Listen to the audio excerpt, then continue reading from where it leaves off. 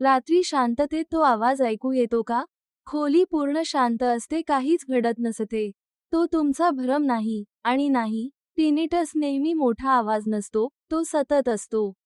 हळूच, मागेच. बहुतेक लोकांना वाटतं टिनिटस म्हणजे कानाचा आवाजाचा प्रॉब्लेम, पण खरं तर तो आवाजाचा नाही, तो शांततेचा प्रॉब्लेम आहे. टिनिटस बहुतेक वेळा तेव्हा होतो जेव्हा मेंदूपर्यंत कानांकडून पुरेसा आवाज पोहोचत नाही.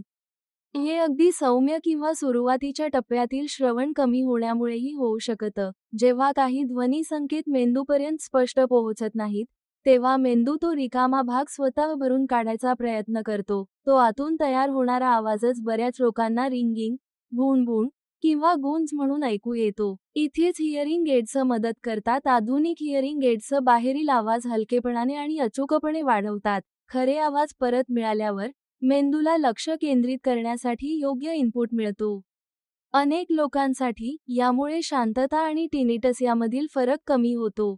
आवाज पूर्णपणे नाहीसा होईलच असं नाही, पण तो सहसा अधिक मवाळ, कमी जाणवणारा आणि दुर्लक्ष करता येण्यासारखा होतो. काही हिअरिंग एड्समध्ये साऊंड थेरपी फीचर्सही असतात. हे कमी पातळीचे पार्श्वभूमी आवाज देतात, जे मेंदूला पुन्हा प्रशिक्षण देतात आणि कालांतराने टिनिट्सची जाणीव कमी करतात. हिअरिंग एड्स टिनिट्सचा इलाज नाहीत.